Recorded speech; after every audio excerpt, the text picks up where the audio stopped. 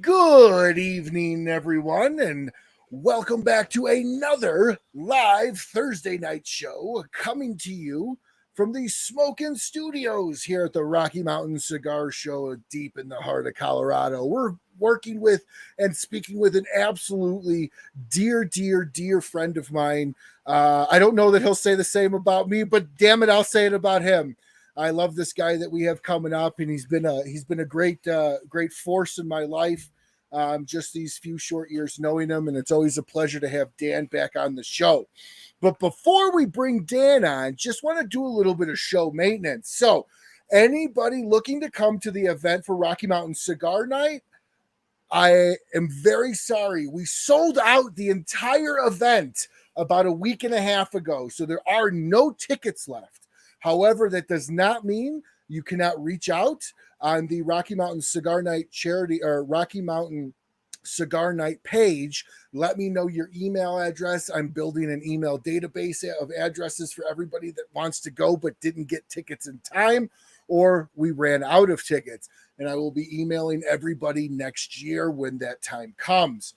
The other bit of show maintenance here is just a huge thank you to all of the excellent, fantastic manufacturing companies, cigar manufacturing companies and brands that really keep this show going and alive.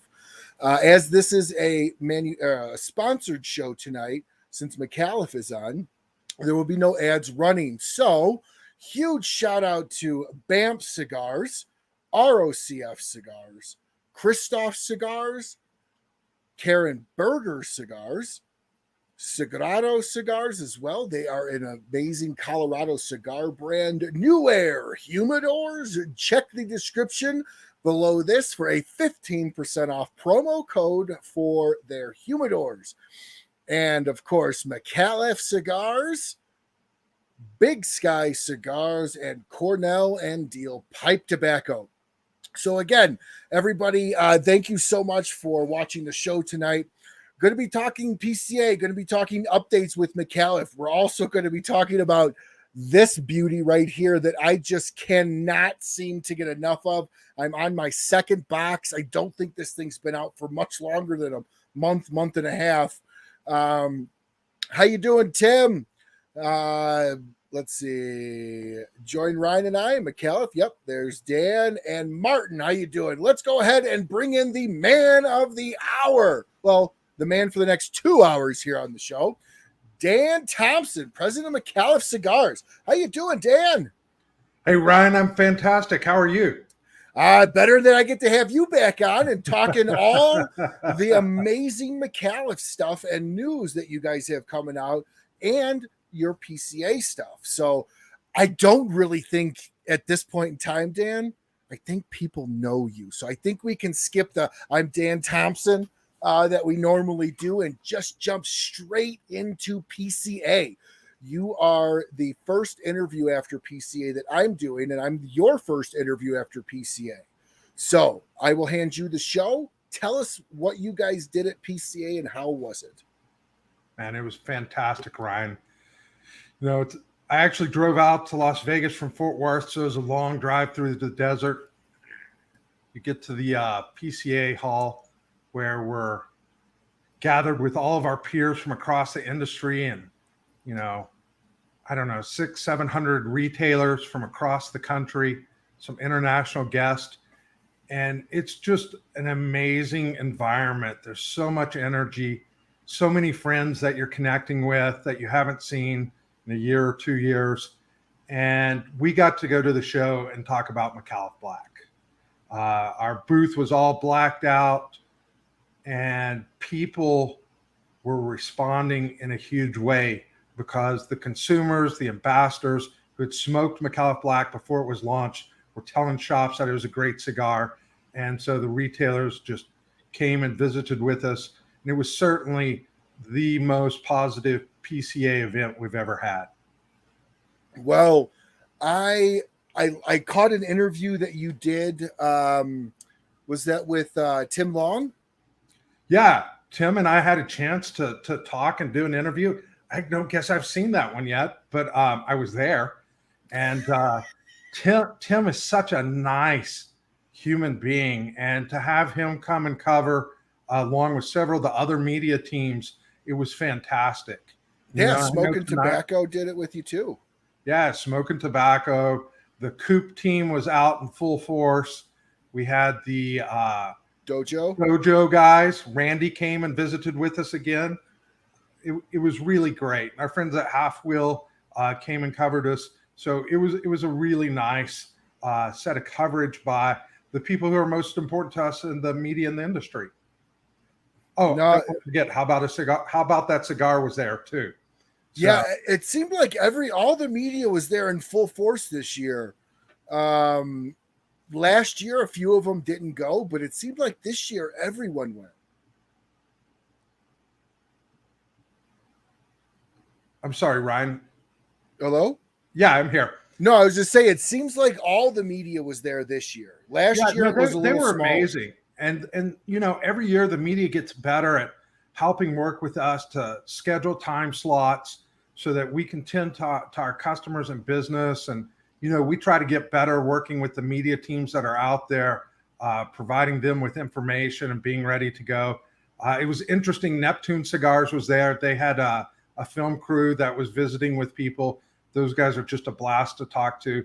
So it's really interesting how everybody approaches it. Now, this is how many times have you been to PCA now? You specifically. My third show. I was there in 19 and then the last 2 years. Of the last 3, was this Micallef's best show, or was pre-COVID better? No, we're just in a significantly better position as a company. We have such 3 years ago, we wrote an open letter. You can walk down that letter. We had it in the booth, and you can just look at the promises we made, and you can tick off the accomplishments. I think that we have landed positive efforts in every area that we spelled out. Some things may be not applicable. Some of the FDA regulations changed a bit from the time that letter was written in a positive way. So it's really the hard work and the strategy work we did in 19 is really beginning to bear fruit. Well, let's go ahead and let's let the audience feel like they're at PCA with you. Introduce the audience to the Micallef Black. Let everybody kind of see what your approach is, how you explained it at PCA, and how you won over the shops to bring it on. Yeah, it's an interesting thing. A lot of or I would say most cigar companies, they really approach PCA based on the products that they're bringing to the show at that time. And if you're an established company, that makes a tremendous amount of sense.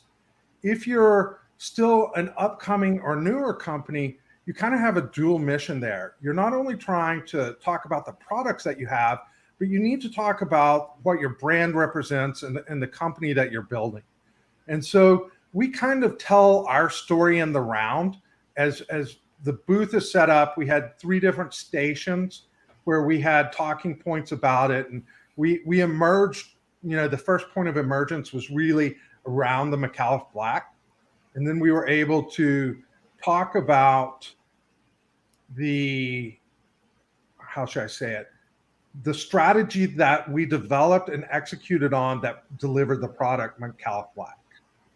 And I know that we can go into that in a minute. The second station was really for the retailers. We're an exclusive brick and mortar manufacturer of cigars. And so there's certain business perspectives that we want to talk to each retailer about as we have that conversation. What are we doing with those retailers to help grow the Micallef brand in their store and in their industry and in the industry, and how we reach out to consumers. And then the third station was really a highlight of the Micallef ambassador community and talking about changes that we're making in our portfolio beyond Micallef Black that are driving much faster adoption and enjoyment of our cigars by consumers across the country. There it is. There's your coin. Oh, my wife has one too. Yes, she does. We're happy. You know, we love Micallef couples. Micallef couples are the best. We are a Micallef couple. I ask my wife what box you want to get, and she goes, "Is there Micallef we haven't had yet?" So, and then what was the third station? Well, it was that third station around the ambassadors and how we work with that community and we listen to it. And it's an extension of our company, sort of our board of directors in many ways. And then we talked about some of the cigars that we've also built and released in the last year that were based on feedback from that community and understanding it better. And the real example there was the Leyenda, which there was the Leyenda 1 and 2, which are the kind of the most prestigious blend by the Gomez Sanchez family. But it came in a set of packaging, very cool packaging, but it's more of a celebration cigar. You know, it may be $18 to $22, depending on where you are. And we were able this last year to produce a Leyenda Toro and Robusto of that same blend. I've got one right here. And it's packaged with our Micallef branding in very Micallef packaging. And subsequently, the cost for that drops to like 10 and 12 or something close to that. So it's a much more pocket-friendly cigar experience for people. Hey, we got Alan Rubin in here. We do. Alan had a great show. I got to tell you, Alan he came to us 1 year ago at the show is when he started. So he had his 1 year anniversary. And the fun thing about Alan is I said, Alan, you're making a transition from inside sales to being out with customers. You know, are you ready to do this? And he said, Dan, I'm going to work hard for you. And he kind of had me at, I'm going to work hard and I'm going to grow the business. And he absolutely delivered on this year. I can't wait to see what his second year has in store for him. You know, everybody gives Alan a lot of grief and all in fun and games, the smoking community. We all love Alan. I will say his tobacco knowledge is spot on. And the guy knows a little bit about just about every topic you could almost think of too. Alan is a living encyclopedia of the cigar industry. It's absolutely amazing what he knows. I know. And, and he's right most of the time. Mm-hmm. Even when you want him to be wrong, he's right. So as you, I want to actually touch base on that Leyenda real quick, but sure. We've got to jump into the segment for the night, which is sponsored by Dunbarton Tobacco and Trust. Steve Saka's outfit, everybody knows it, and it is What Are You Smoking Tonight? So I am smoking my go-to for the last, since it's been released, month and a half. What are you smoking tonight, Dad? Well, I've got two things lined up. I've got the Micallef Black that I lit before we started, and then I've got the Leyenda for the second half of our conversation. And I got to say, what better sponsor for this conversation for what's great at Micallef right now than Dunbarton Trust, right?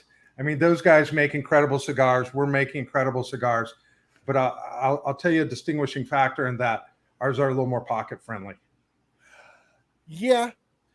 Especially the black. It's an amazing journey what Steve has done and the kind of the cult following that he's built, and in our own way, a different way, with the ambassador community, we've built a heck of a community. No, I think there's maybe outside of Drew Estate, Micallef probably has one of the best social media standings in the cigar world, and it's just because Drew Estate is their whole thing, is being out there. Well, they have 20 years on us, so let's see where we are in 20 years, right? Correct, absolutely. But I think where you guys are now, I really can't think of a brand that has, and this is not meant to be a negative, a cult following. Well, I'll give you an example of something that's different between the Micallef ambassadors and like a Drew Estate group. And remember, I'm not an expert on it, so if I'm wrong, please feel free to tell me. But one of the things that I've seen each year inside the Micallef ambassador group, they selected an ambassador of the year. And that ambassador of the year is it's a job of prestige. You're the ambassador of the year, but each year the ambassador has brought a different theme to us. And I think if somebody, William White has been about building community. Larry Frank brought something so special to us. He said, "Hey guys, we gotta think about how, as a community, we work on our charitable giving and perspective." And he's a significant player in the Shriners organization and the Shriner hospitals. And he went through the process of building Micallef coffee mugs. I don't know if you've ever seen them, but I have not. Oh my gosh, they're so cool. And I think that the thing that we wanted in our community, we don't want people just to be fans. We want people to have a sense of community, love our cigars, share with others the other favorite brands they're smoking, and then be able to work on some things together. And Larry Frank just really nailed that the year he was the ambassador of the year. Well, and since you mentioned William White, congratulations, William, heading over to Nova Cigars. No, he's going to Nova. Yeah, Bella. That's right, Bella. And it's exciting. Bella Bill and I talked about it, and I said, however we can help you with your new role, and however you want to be active in our organization at the same time, we're just here to support you, because that's another brand that's getting a start, and we just hope they have a fantastic future as they build their community. Absolutely. And speaking of building communities, this is like kind of a perfect segment in to the next question, but I do want to address Coop's question. Sure. Now, I have an opinion on this, and I think Coop would think it was a good idea, but I'm very curious to see what your opinion on first about manufacturers essentially giving badges to media versus them paying the $400 for the year for the media badge to go to PCA.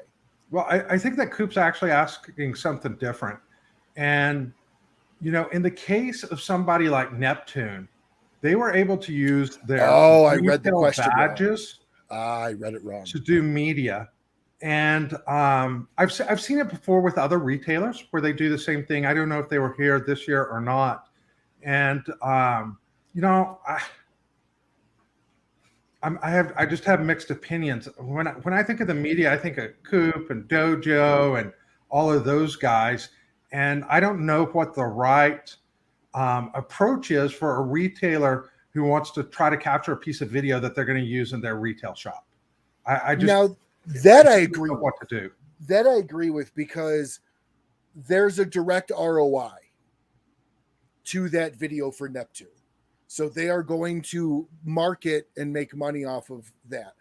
Where I've heard Coop in the past say that manufacturers, and Tim, the perfect example, Tim Long, Cigar Show Tim, doesn't fully apply to Tim because Tim is actually working for a manufacturer, but he also did media, but he has been working with that manufacturer for well over a year now.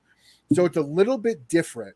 But I have heard, and Coop, correct me if I'm wrong, but I have heard Coop say that manufacturers were giving badges out, and this might have been last year. Yeah, I think that we've seen times where manufacturers gave badges to influencers, which is a different case than a retail shop shooting video for their platform. Correct. And at Micallef Cigars, last year we gave Big Ash a badge where she came and worked in our booth part of the time and then did her thing part of the time. And Coop and I have talked about it, and I just don't know what the right formula is. Certainly leaving it where there's no guidelines probably is not correct. But being able to figure out what the right mix is important. No, and I agree. I think the best way to solve this, and the reason why I say this is because there's a lot of us media that have sponsors, right? Micallef sponsors this show. And if Micallef wants to come up to me and approach me next year, Dan, you can do this if you want to next year. Hey, we would like to sponsor you going to PCA and doing news coverage and having that coverage say powered by Micallef Cigars, and then have my badge say media. provided by Micallef. I think that is fair. I think that's a better approach. And, you know, I do I too. spoke to Coop, and he doesn't have a microphone on the show today. But one of the key issue is the media teams have invested their dollars to make that trip, equipment, time, energy. They've paid their dues to PCA, their dues paying members to PCA. And the problem is, if a manufacturer is not able to see them because like the Neptune team or some other organizations are there, it significantly impairs the work that somebody like Coop or Dojo, or how about that cigar, how they're doing their work. And I firmly agree with Coop in that regard, but I don't know that I have the answer. You know, the retail scenario is kind of unusual. You know, we live in a world where there's going to be video and footage, and it's connected universe. And frankly, I'm surprised more retailers don't do it. But I don't know that that makes it good or bad, because it takes away time from the real media organizations and their ability to do their work. No, that I completely agree with you on. I do think it should be acceptable for a manufacturer to sponsor a media person to go. Yeah, especially if they pay their media back. It should be laid out media, so that way you're not like, because I mean, if I'm walking up to somebody and it just says Micallef Cigars on it, they're going to be like, why are you interviewing me? Like, I don't understand. Maybe they don't know who I am. Yeah, that would be really weird in my opinion. No, it would. But if it said media, sponsored by Micallef, I think that's acceptable, as long as it's media. If you're just using a regular manufacturer retail badge, I do find that to be a little dishonest. Yeah. You know, if Coop has a different perspective, or I didn't represent some of the thinking right, I certainly hope that he'll chime in, because I know that he's very thoughtful about the approach and looks for fair solutions. But if we're impairing the ability of the actual media to have interviews, because remember, as manufacturers, we're there to conduct commerce. Correct. You know, that's our primary function. Yes. And so time is limited, and we certainly want the media, who carries the stories the best across the industry, to have that primary spot. No, and I completely agree. And I mean, let's also probably be pretty frank here. If some no name walked up to you that you guys didn't know, and then Coop walked up, you'd probably cut that interview short, because of exactly the reasons you said. Coop's going to be able to get the word out better. You know, for us, we've kind of settled into somewhat of a rhythm with many of the media partners, and we're able to exchange some information before the show and really prepare that we have a way to work with them in a scheduled environment that doesn't impede the commerce that's our primary mission while we're at the show.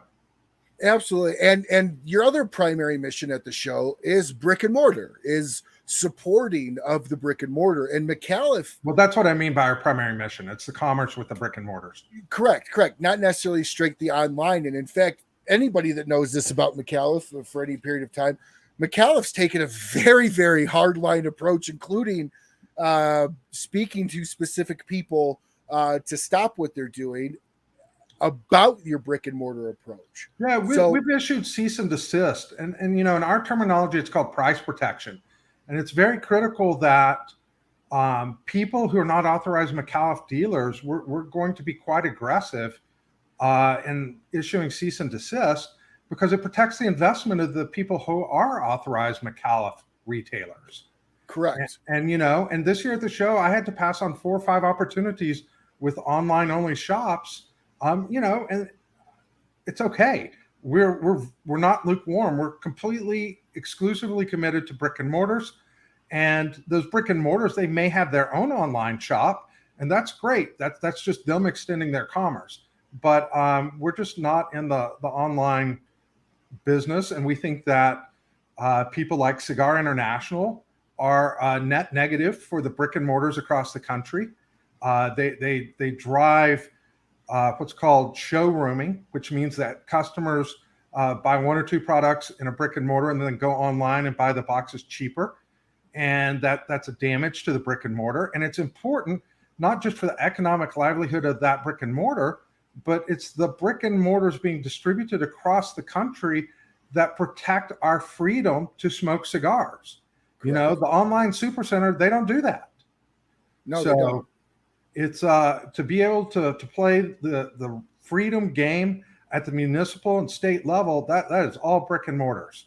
So if people want to maintain the right to smoke cigars, they should vote with their pocketbooks and shop in their cigars. Now, I understand somebody may not have a brand in their local shop and they opt to buy it online. Well, buy it online with other brick and mortars that are active in protecting your rights, like Smoke Inn. Exactly. I mean, Abe is a ferocious supporter of our industry, and he provides great service. And if your local shop doesn't have the product you're looking for, that's a great source. Absolutely. And speaking of Abe, this was first released in their Cigar of the Month Club. Yeah, I got to tell you, let's talk about Black for a minute. Yes. Micallef Black. I'm going to take a breath. Micallef Black is so exciting for us. 3 years ago, the strategy was written, and we've been operating on it. Now, when I say strategy, that meant we had to change the way that we buy tobacco. You know, we knew that we wanted to produce a cigar at the end of 2019 that was in the $5-6 range. And to do that, we would no longer be able to buy tobacco like we had been buying it. You know, there are people like the Placencias and AJ who were gracious enough to sell tobacco to us. But when you spot buy in their markets, it's at a higher price than if you actually buy an entire field at a time. And so 3 years ago, we really doubled down with our relationship with the Torrent family, who is in the San Andreas Valley in Mexico. Miguel is very close friends with the Gomez Sanchez family, who lived in that area for a period of time. And it was absolutely the natural choice for us. Now, when you buy a field, you get a better price, but you get risk on the yield and quality of that yield.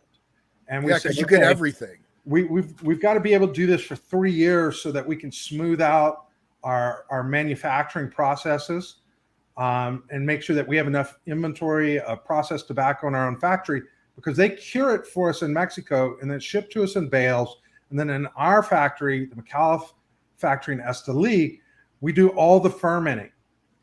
And so 3 years we've been fermenting those tobaccos, preparing them. They flow into all of our cigars. You know, our cigars continue to be better and better as we've been able to control the process from field through the production. The Micallef Black, because we were able to acquire the tobacco at those rates and work it ourselves, we've really been able to think, what can we do in this? And now it's a $7 or $8 range. You know, the inflation kicked in 2020. You saw $6-7 trillion added to the economy. That means inflation is going to happen. And we thought that might open up a window for us, that many of the brands who go to people like AJ or Placencia, you know, they have lots of smart strategies on why they do it. But economically, we think that we can provide incredibly great cigars at a price that a lot of brands just can't do it at, because they're not actually the manufacturer of the product. And so, you know, time will tell if we're right. The reception on Micallef Black has been absolutely amazing. We changed our packaging. You know, it's a screen printed black matte box with gold foil on it. Do you have one out of your collection there, Ryan? I do. I figure it'll be a collector item someday. You should have serialed the first release as a collector. All right, hold that box and let me see the top of the lid. I'm going to tell you something funny that I've never told anybody. All right, that's a Robusto box. Mm-hmm. Now, you can't tell that on the screen because it's hard to get dimensions right. So we actually manufactured very minor differences in the top of the boxes. Really? So we could see what people were smoking in their pictures. Okay. Can so you share that with I can us? see the top of a box, I can tell you if it's a Robusto or Toro, because we were trying to understand what our friends were enjoying. We don't want to have to hit up every single person that we know out there and love, say, hey, are you smoking the Toro or the Robusto? Rather, if you have a box, I can just look at it and tell you which one it is. So, are you allowed to share with us what the differences are? You know, it may be a fun game for people to play. I'll tell you what. I'll put up a 5-pack of Micallef Black for people who first person to respond on your website, Ryan, that tells me what the differences is in the top of the boxes. All right. So if you're watching this, you have until the show next week to put in the comments what the differences are between the boxes, if you know. And if you don't, that just means Dan gets to have 5 more Micallef Blacks for himself. I'll smoke every one. I love this cigar. Dude, I love the boxes that you guys did. Like, I love the redesign of it. It fits better in my humidor. So Like, there's a couple things. Let me share with you a couple things about that, because all of the things we're talking about are prerequisites to being able to deliver. You know, some people go, "Hey, Micallef Black's an under $10 cigar." It's not under $10. It's 30% under $10. Mm-hmm. You know, it's a $7 Robusto. It's an $8 Toro. That's 20% under $10. So we're significantly under the $10 mark. And the packaging is a key component to that. I see Bruce wrote something. What did he write? Bruce is incorrect. Oh, you chose. And Bruce has a sharp eye. So he does. He does. I thought he was going to get it. I thought. So anyways, continue. So the boxes use a different set of technologies in making them. That gold foil is screened on instead of having to have a vista, for example, because typically inside a box lid, you have a vista that's there. And I've got to give it a lot of credit. Can you guess? So it's so funny. I sat down in a humidor here in Texas, Michael's in Euless, and they're a great shop. They've got great brands. And I literally went through every box in the humidor. And I said, what do we like about this? What do we not like about that? And then we pulled a bunch of boxes out, and they said, Dan, you can have these boxes. And so I took about 10 different manufactured boxes back to our headquarters. And we went through a process at looking at how are people making boxes, because we had already moved to this 25 count box that's 5-on-5, which is really the most traditional box in the cigar industry. But one person's brand was completely different than everybody else. Who do you think that one person is? Fuente? No. My father. I'll tell you what, I'll put another, not enough time to play. I was going to say, if somebody knows the name, and I'll come back to it in a minute, while we're on the air here, of who inspired our boxes. I'll do another. You said this in an interview. I have said it. Oh my gosh. I'll leave it for them.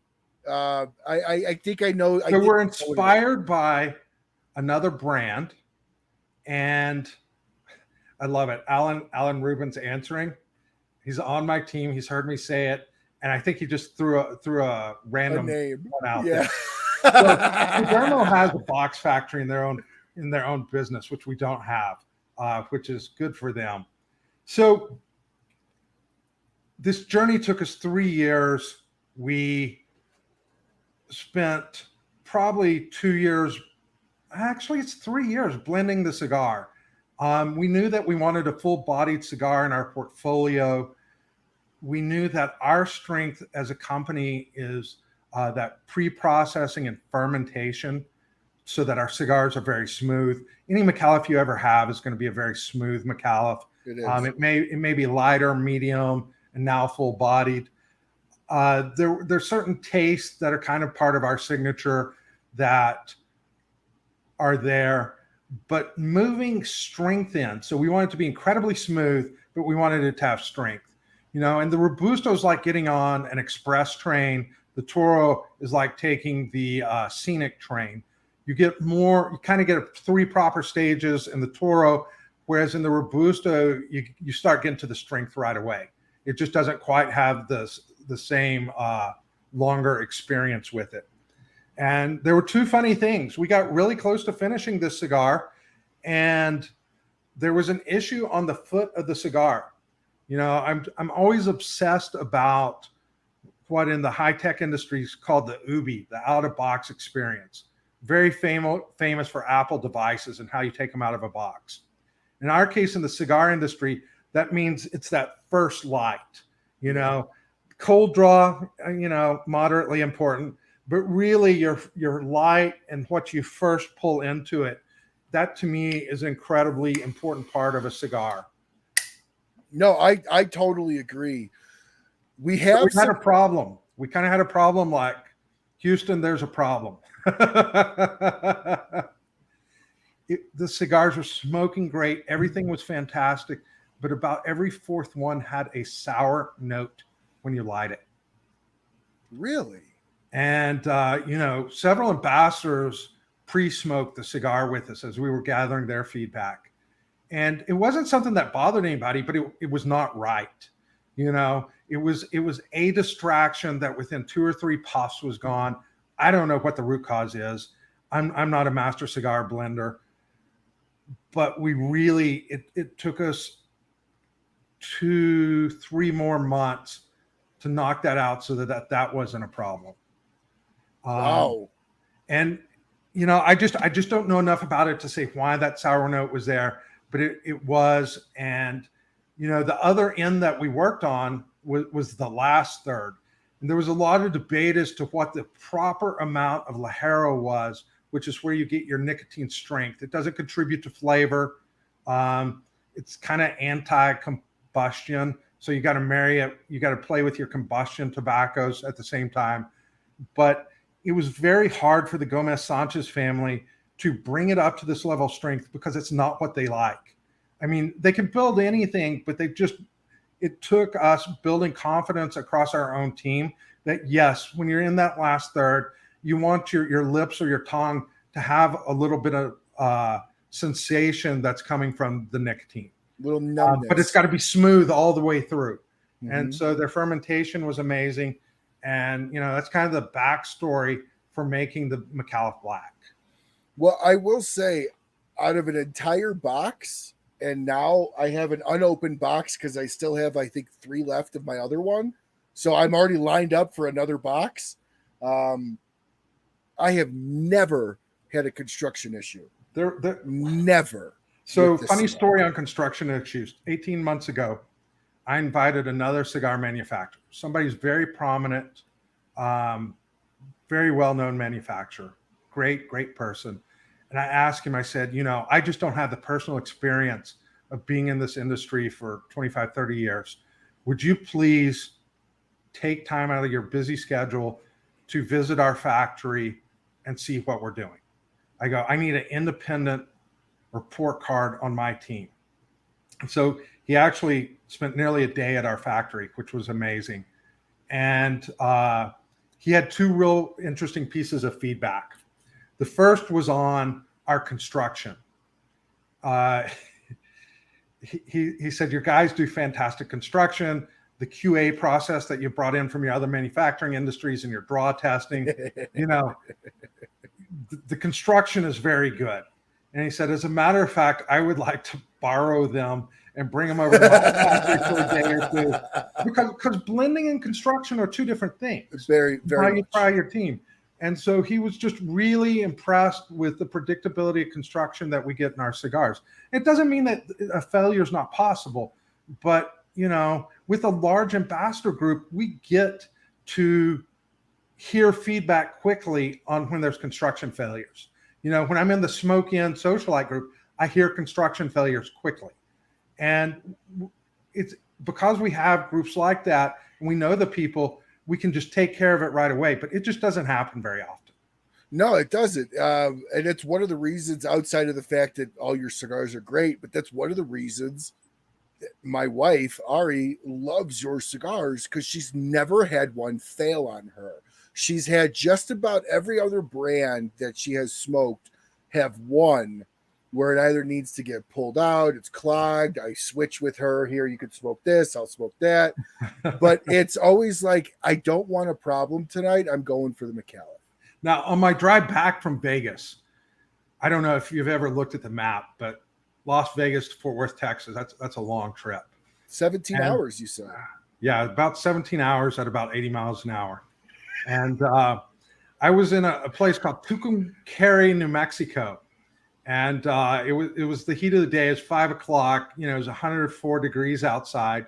And I'm trucking through, and I have my window rolled down, and I did go to light a cigar. And I torched it, and I burnt it, and the wind pulling it out. And I had not a construction issue. I had a usage issue. User error. And the only thing I can imagine is you barreling down the road at 80 and your car's looking like a train just burling out smoke of all the windows as you're just smoking cigar after cigar. At that temperature, at 104, 105, you don't have all the windows open. That'd be insane because you would melt. But definitely my lighting habits at that heat level, I burnt my own cigar. And it took a little while for it to recover. But that's not a construction issue. That's a Dan Thompson issue. Now, did you like hotbox your car and open your window to like send out smoke signals to let Al know you're almost there? I just cracked the window or the sunroof and let the velocity do its job. Well, we do have some additional guesses here, so let's check in on those before they get let's crazy. do it. So we already looked at Bruce. Next one here is Cigar Hound. The size of the coat of the arms is the same. All right. Tim. Oh, nope, that wasn't a guess. Here's Bruce again. Bruce is correct. Bruce!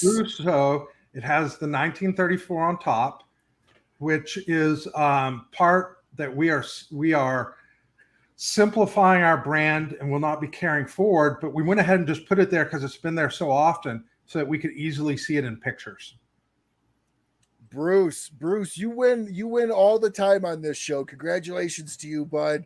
I'm sure Dan already knows who you are, and we'll get that out to you. I think that we have Bruce's shipping address, as a matter of fact. It's in his phone. Yeah, it may be. Do you know why we have a 1934 or why that's been part of our crest? I don't. Pre-show, you had told me that the crest has been around for an incredibly long time. The only thing I could think of is that would put Al at a very, I think, much older than he is. Yeah, he's 80. Yeah, so it wouldn't have been his birth year. I don't know. So 1934 is when Don Pedro Gomez Sanchez, the grandfather of the current Gomez Sanchez family in Cuba, began blending the leyenda. Oh, the leyenda is that old? And as he moved from Cuba to Mexico to Nicaragua, they have shifted around the tobaccos that are in it because you have to blend with what you have. But the same fermenting and characteristics and vitola have been since 1934. Wow. You're talking about a family, just to brag on them. They understand how to grow, they understand how to ferment, and they understand production. Now, as a Micallef company, we have wrapped all the packaging and supply chain and all those details so that they don't have to worry about that for us. That's responsibilities that we take in the cigar making process. Yeah, and I mean, you guys have come out in the last 3 years and just kicked ass and took names. I mean, my God. Well, thank you. You guys are getting in heavy with the social media. You're heavy in with smoking. Abe might not be the biggest manufacturer, but I feel Abe has probably some of the best consumer clientele in the industry as far as cigar geeks go. Well, I don't think you'll argue with me on this fact. Abe's a retailer, not a manufacturer. I didn't mean manufacturer. I meant retailer. As a retailer, I think Abe's got probably one of the best, most loyal. It's a cult following. You've been inside this. What Abe has built, starting with himself, Abe would be absolutely successful in any industry, first and foremost. It doesn't matter if he was on Wall Street or building buildings. Abe has the touch. And you see that in the team that he has around him, that he's built over the years.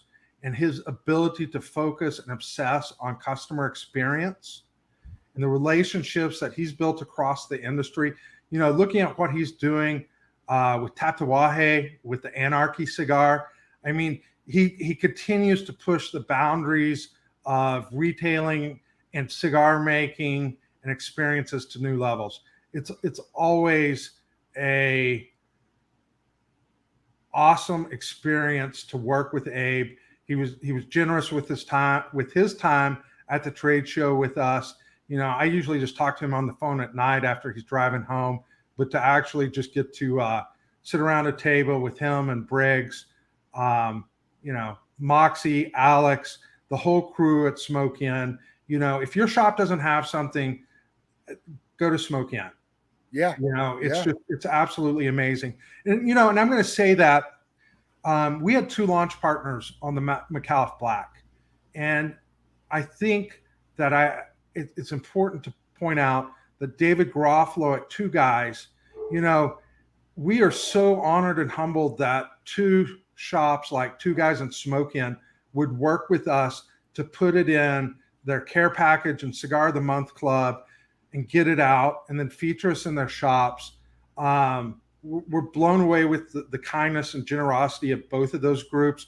You know, Garofalo and his team, they operate differently than Abe and his team.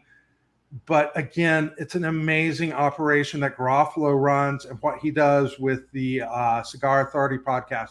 So to have both of those guys mentoring you, yes, I spend more time with Abe. There's kind of a spirit animal relationship there. But it's been a blessing to have both of those groups help improve Micallef Cigars and how we work in the industry.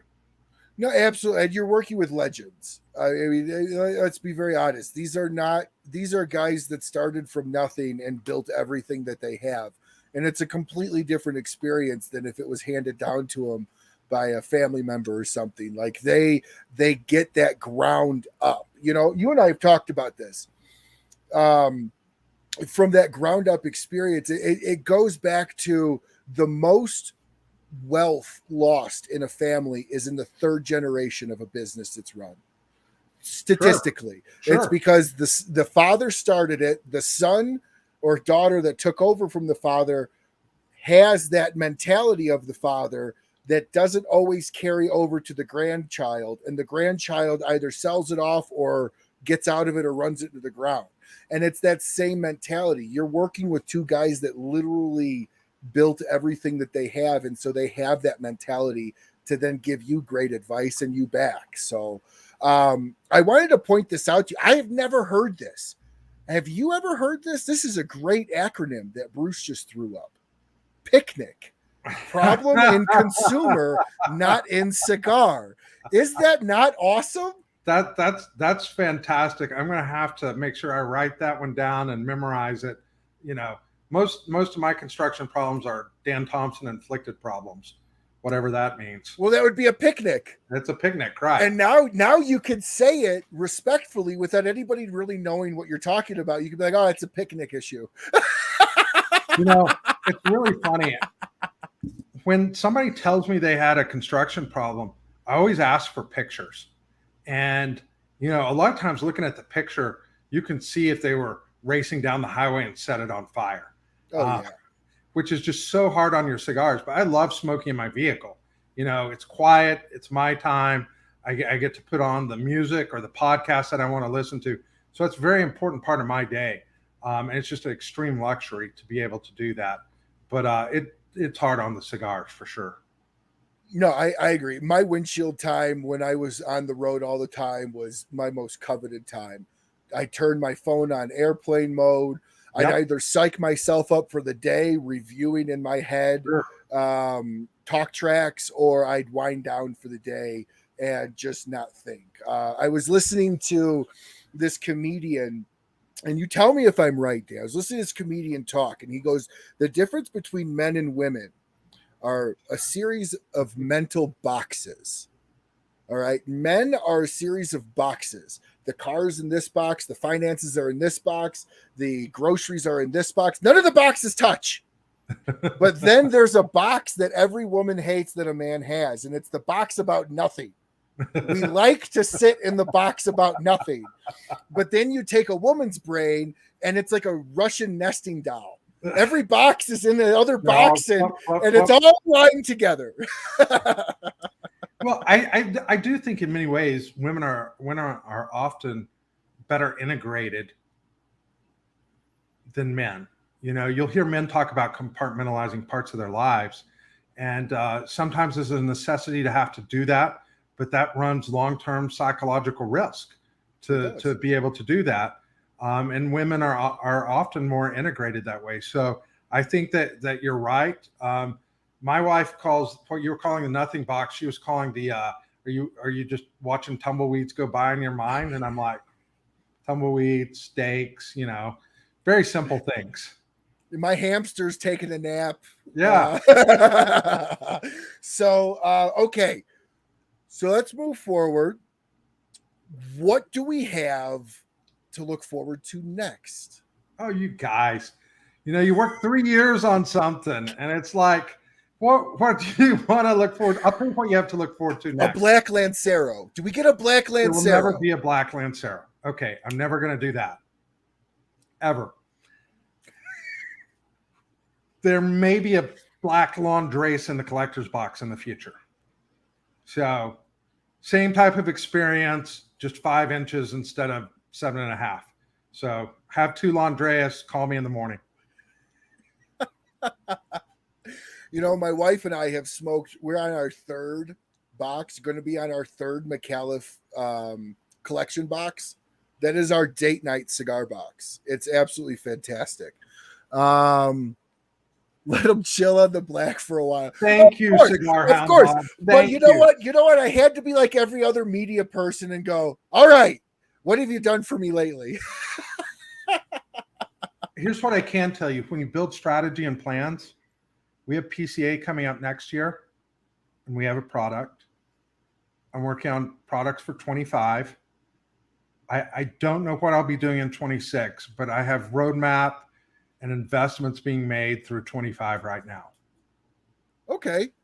Speaking of PCA next year. Yep. You guys are already, you had to have started planning earlier because it is earlier next year.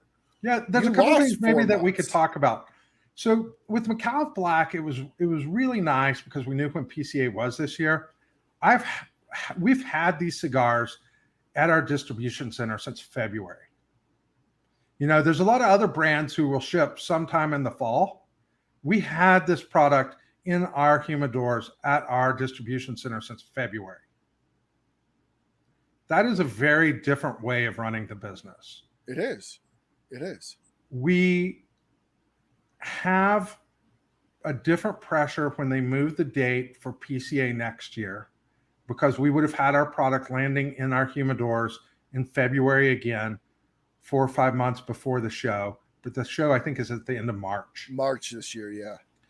And so as soon as they announced that, it's not the cigars that I was concerned about.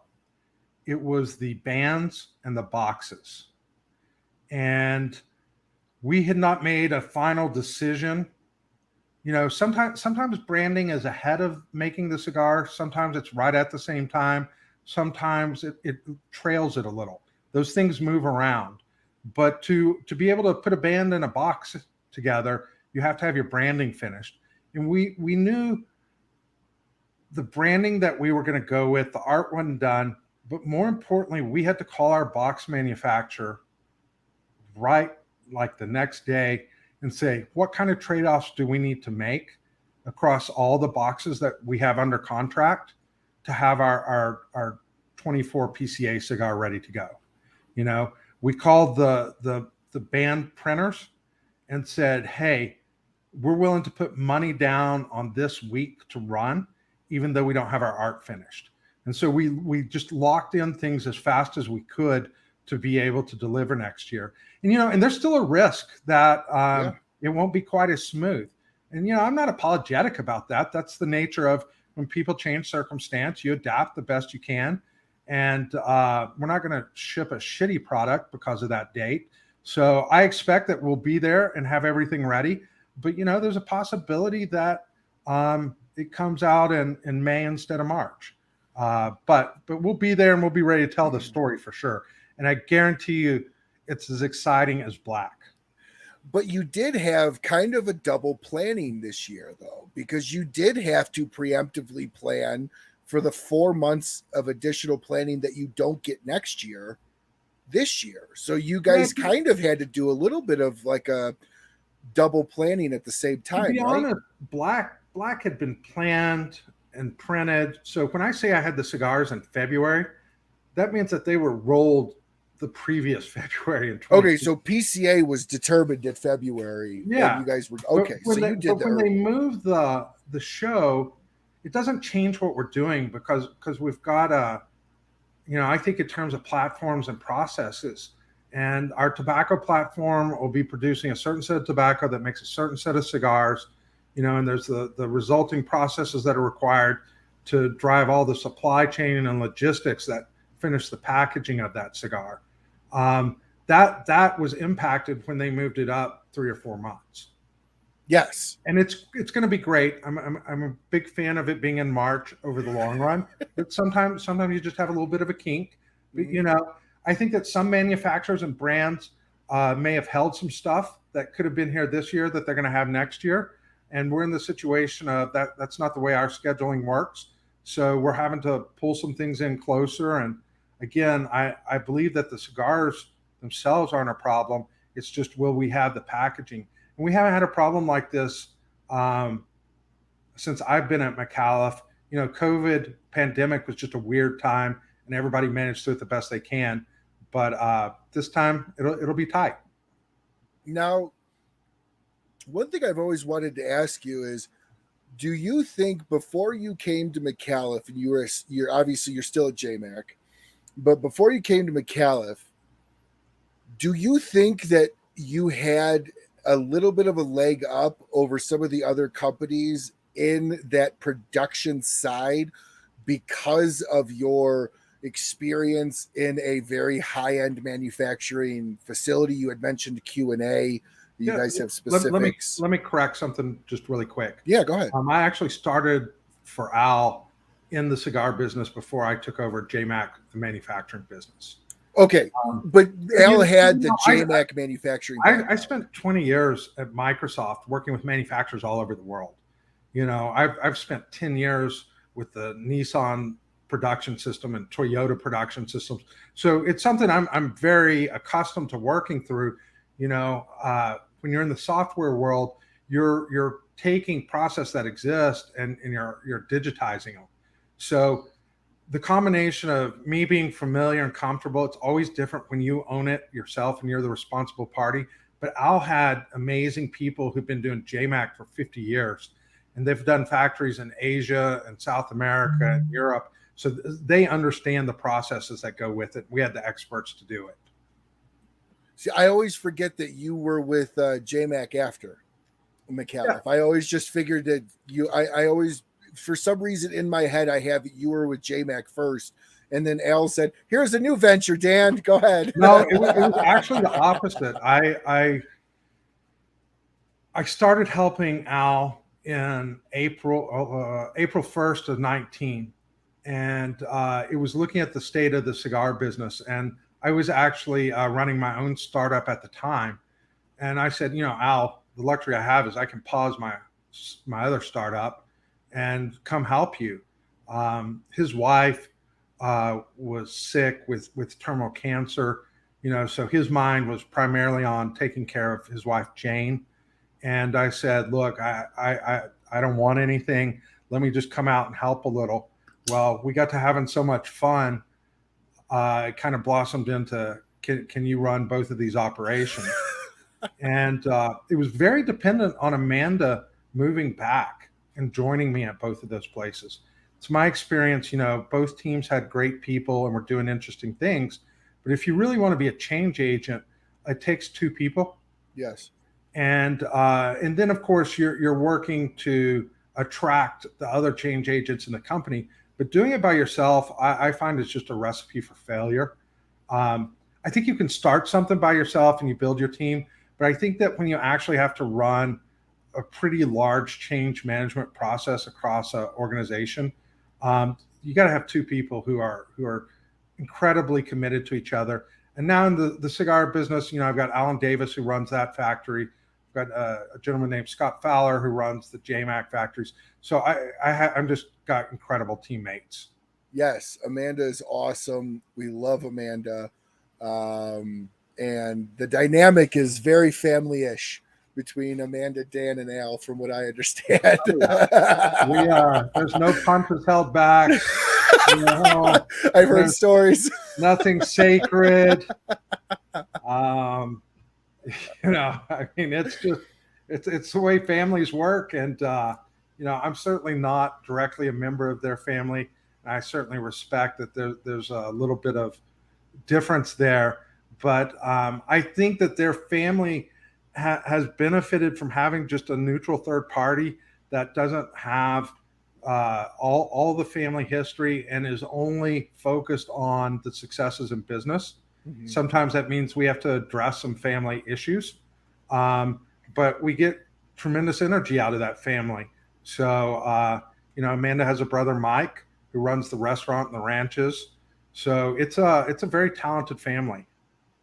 And the families in a lot of different things. So I'm curious, what do most people misunderstand about you?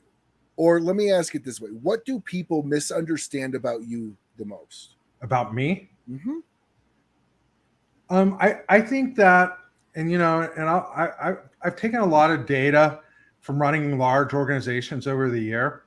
I can be very hard to understand and connect with.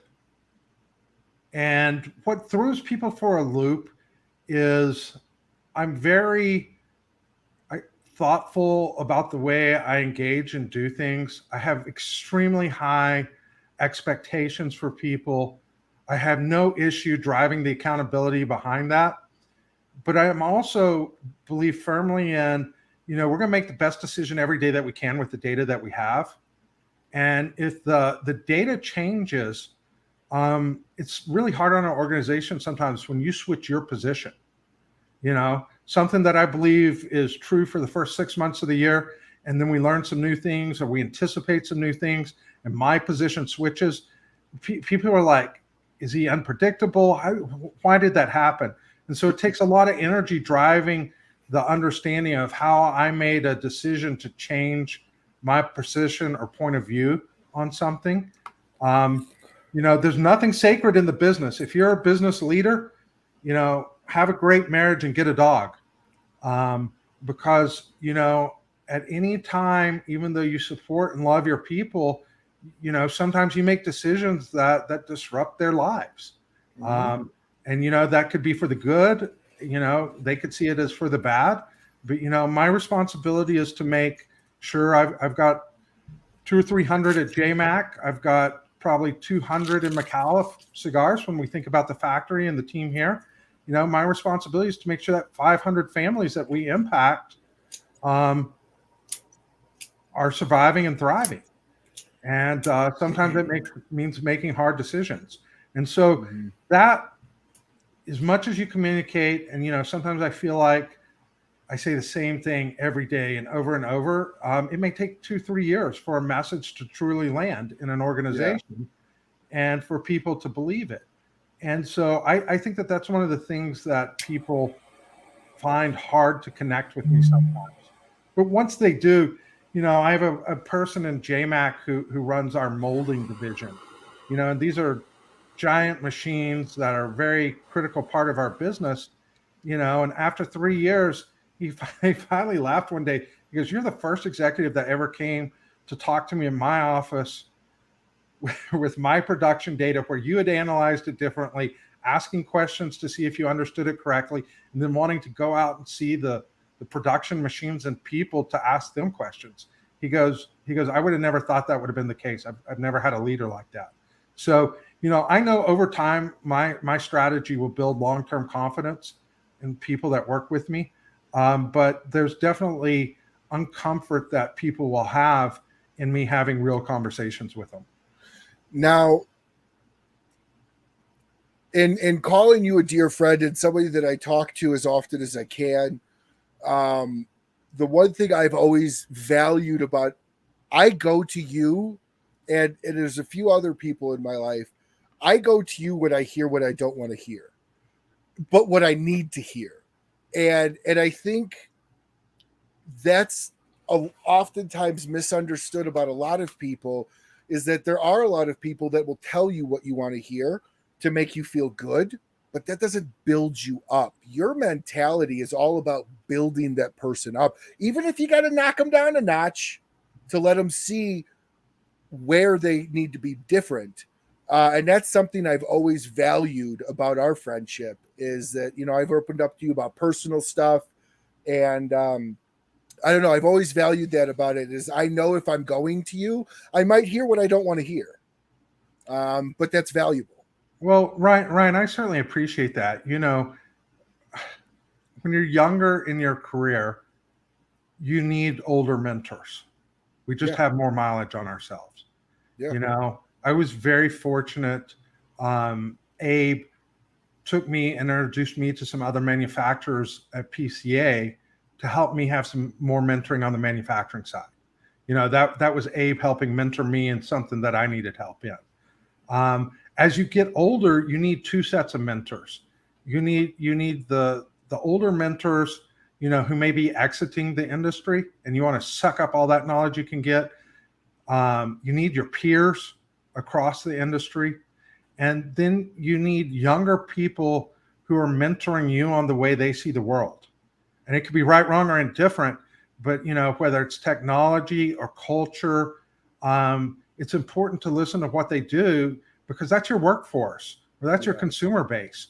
And, when I was young, I didn't need a younger mentor, but today I have several people that I work with that, they help inform me. Yeah. And that's very, very valuable. So a fun question, I think, that I'm interested in hearing with you, just because I know a lot of things kind of roll off your back, and you are who you are, regardless if it's in front of anybody or alone, which is your integrity. What is an insult that you received that you were proud of? Oh, I get those all the time. No, I mean, the way that I frame it is I'm very proud of the people that hate my guts, because the people that hate my guts, there's some terrible people, There is. And, when you get narcissistic, sadistic psychopaths who are in all of our lives at some point, and when I, take a scalpel and cut them out of the organization, it often results in a lawsuit, and those people just hate my guts. That is just a badge of honor, and I look at other people and I look at who are their enemies, because that tells me a lot about who they are.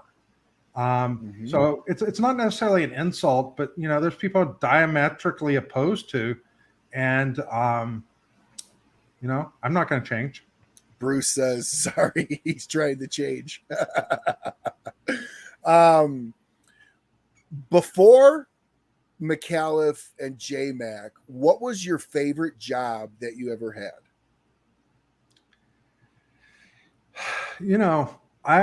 I've worked since I was 13, and I sold stuff before I was 13. I guess if you really go back to it, I was bartending for my dad's buddies when I was like 10.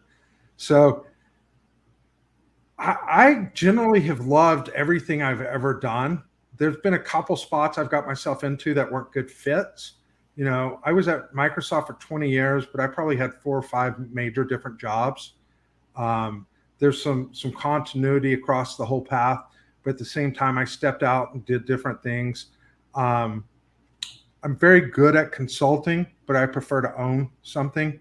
When I say own it, I prefer to be able to be responsible for the engineering of the product, the sales of the product, the marketing of the product. That's what I enjoy the most. Okay. one thing I've noticed in reading a lot of books, reading a lot of sales books, reading a lot of quote unquote self-help, be better in business books, is the number one consistent fact amongst all of them is morning routine. Now, there's some people that get up, work out. There's some people that don't touch their cell phone. They take that time to themselves for the first hour and a half of the day. Do you do anything that you have learned over your years that make you more productive if you do XYZ in the morning? I think I look at it perhaps a little different. There are times when I have very early morning work sessions where I want to have my clearest possible mind to be able to go deep into something and work on it, and that may mean that I start early in the morning and work till 8 or 9 at home in a very quiet way. But that routine, it's more seasonal for me. I'm a much more seasonal person. There's also periods where I'm up late at night. One of the things that nobody ever sees are the phone calls that take place at night. People are busy running their businesses. We all talk at night to each other. And so I guess the one thing as I've gotten older, I can't do both at the same time like I once could. So for me, it's very seasonal to what I'm working on. If I'm deep in the engineering, design, development of, a business construct, I tend to be more of a morning person. If I'm more in the distribution side of it or gathering feedback or information, I tend to be more of an evening person. And so I admire people who have that kind of discipline. I just don't have it. And I really think that seasons are part of our lives. And that's just the way I approach it. And there's negatives to being that rigid too, because if you've been like that for 5 years and you don't get that morning, it could throw your entire day off. So being chameleon-esque throughout your life is... Well, it's not chameleon-esque, it's seasonal, right? I mean, there are kind of some predictable trends. The other thing that a lot of people don't talk about is as your positions of responsibility change, some people move to where they have every hour of their day blocked or every 30 minutes and they have an assistant that makes sure everything happens. The other approach is I keep as much open time on my calendar so that I can deal with what my people need. There's a structure around the rhythm of the business when certain things happen, board meetings, stuff like that. There's certain time that I block out for my scheduled work time, but I try to leave as much time on the calendar to address the things that need to be done. Things happen. We had a problem in our factory in Texas where guys were selling methamphetamines in the factory. And that's not legal. No, it's not legal. but when you have several hundred people, it's a cross section of the population, and it happens. And so if you don't allow for that fluidity. I don't call that seasonality. That's just fluidity of schedule. You don't have the time to respond, and work with law enforcement and come up with a plan that's an appropriate fit, that's good for your culture at work, And in our case with that situation, we were able to work carefully with the sheriff's department and kind of build an escalating approach that it was really, we want to keep you as employees. This just isn't tolerated. If it continues, we'll escalate and you'll go to jail. So you can't have that fluidity and ability to respond incredibly fast if you overbook yourself. No, and that's downtime is valuable too. Open space on your calendar is valuable. Is incredibly important. So what was one thing when you got into the cigar world that you didn't expect? The egos. Explain. Ours is an industry that small business, like in a brick and mortar shop, they're kings of their kingdom or queens. So there's a series of egos that go with that. And then there's a series of egos that go with manufacturers and brand owners. And I didn't realize how much emotion and time that would take. Interesting. Just I under predicted it. I come from a little more classic background of business to business transactions where, there's definitely interpersonal relationships, but it's truly about making the numbers work. And in the cigar industry, it's a more complex psychological environment. Well, since we're on this point, what is when you meet somebody for the first time, they know you, but they've never met you. What is a common myth that they're like, oh, it must be nothing but cigar smoking all day? What is the common myth that you run into that just doesn't pertain to reality? I don't think that people realize from outside the cigar industry how complex and difficult it is. The timelines that, it took us 3 years to conceptualize cigars at a certain price point, change our strategy of buying. I didn't say it earlier, but we're actually growing tobacco also in Condega ourselves. There's a series of changes from tobacco acquisition to building this tobacco platform. It takes about 2 years to bring a cigar to market if you already have the tobacco. It takes a full 3 years at least. And, people talk about aged tobaccos. I'm not always sure exactly what that means. I think probably a better approach would be properly fermented discussion of tobaccos. And I'm sure that there's families that actually truly have aged tobaccos. I don't doubt that at all, but I don't think it's quite as common as people find in the marketplace and the marketing. But I use those as examples. So, it's 3 years to build a cigar, to bring it to market. You've got a year or two before you know what kind of winner or loser that you made. No matter how much you love it, it's the only thing that matters is when people vote with their pocketbooks. So you're looking at kind of a 5-year cycle on a cigar, I think would be a very fair assessment. To me, that's more like the oil and gas industry that's really prevalent here, where you're making decisions that maybe 25 or 50 years in your planning. Yeah, the futures markets. Yeah, versus, well, not so much the future market, but more on the developmental side. If something's explored and may have the right minerals, there's decisions to figure out, are you going to spend the money to determine the capacity? Are you going to actually take it into production? That's a 50-year cycle or 100-year cycle. That's farther out than the cigars. Some people ask me, they go, well, when you're used to thinking in terms of software, that's a really fast cycle. And the answer to that is that's not true either. No, it's not. You may fix something quickly, but I know at Microsoft, we spent years building the strategy for data centers, and then data centers turned out to be cloud computing. And so, that was a 5 or 8 year planning cycle that went with that. So cigars, it's undervalued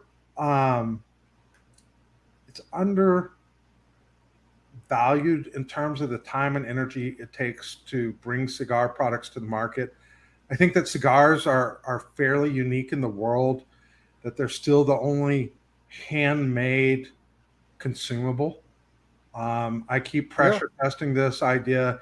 It's closest to what a chef does in their kitchen, but the turnaround time from a chef to a person getting it in the restaurant, that happens the same night. The chef may have worked for years to be able to create the recipe. That'd be equivalent to the blending, but the construction happens every day. And you get feedback that night. In our industry, it's significantly drawn out. So I don't know. It's fascinating and it's difficult. And so like you had said, it's 5 years, potentially at least 3 years for sure, to be able to really see if that product is going to be good. And that's a lot of money tied up. That's an expense tied up. So if you're a brand owner, Those guys have somewhat of a better economic model in terms of their turns on cash. You know, if you're a brand owner, that means you go to a manufacturer. That manufacturer provides the tobacco and the production facility, and the brand. So you really only pay for your product once it's finished at the manufacturer. So that's when you put your cash in, and then your cash comes back when it comes off the shelf.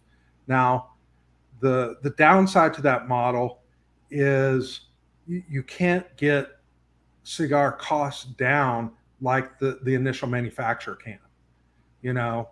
So anything that's going to be brand owned is going to be a higher price cigar in most scenarios. You know, I'm sure you could find some exception for me, but as a general rule, a brand owner is going to have a more expensive cigar than if a factory decides to do it themselves. Correct. And, you know, Padron has cigars at every price point, right? Arturo Fuentes has cigars at every price point.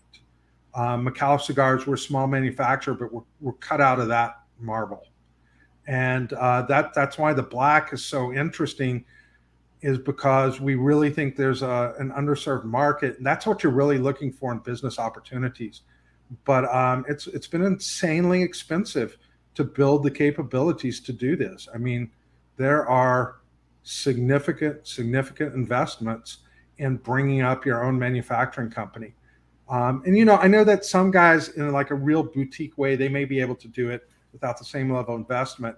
You know, we're capable of making 1 million cigars a year. That's kind of where our platform's taken us. We're not selling 1 million cigars a year yet. So that allowed us to build a proper level of inventory to weather, you know, issues that come up. But it's very important that we grow our sales to that 1 million sticks a year. Absolutely. But it is a significant investment cost that has to have a return. And you guys are putting out the product that's going to get you that return.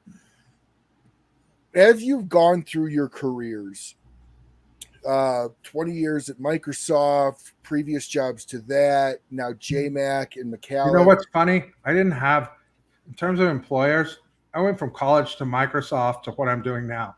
I've really only had 2 employers as a grown-up. Well, throughout your jobs, yeah, throughout your life, what is the most important lesson that you've learned throughout your ages of making a dollar? It's simple and it never changes. It's your relationships. You only keep your relationships if you do what you say you're going to do. So that means you have to work hard. But it's your relationships. It doesn't matter. You know, in theory, you should have learned it, you know, on your soccer team when you were 8 years old, right? It begins your relationship forming with people. But relationships are the most valuable thing you have, because that's what it allows you to pivot and overcome things. You know, success is paved with how you overcome obstacles. Correct. And it's your relationships that help you do it, because you can find yourself in situations through no fault of your own. The environment changes and you need help. And it's only if you've built those relationships to obtain it that it's possible. Yeah. And through failure creates success. In my opinion, and you and I have talked about this privately, somebody that has never failed, fallen down. They're lying to you. Well, even if they're being honest, somebody that's never failed doesn't know what it's like to succeed, because they've never had the opposite. But I agree with you. Everybody I just can't get past. If somebody told me they never failed at something, I just say, hey, you're an interesting cat. I don't know if you're a psychopath or what you are, but it's of human nature that we fail. I mean, that would be the equivalent of meeting a girl in 3rd grade and marrying her and having a perfect marriage and family and never having, you know, an issue. I mean, it just doesn't happen. We all encounter issues. That's the nature of the world. We do. And it's how you overcome those that makes you who you are. That's right. So what would you be willing to share as a failure or not, I don't, however you want to look at it, something that happened significantly that you learned immense growth from? Most of my failures would be the generic problem is I knew what needed to be resolved and I didn't move fast enough to do it. All these people tell you all these reasons. It may work out this or that, but you when you know something's wrong, whether you're in a position, there's a team I was on at Microsoft. Within 2 weeks, I knew I didn't like it. I needed to get off that team because it didn't get better the next 6 months. It's not that they were bad. It's just I wasn't going to be successful there. That's always, that's the meta narrative that I find. If you're smart and have self-awareness, you're going to know when something's wrong.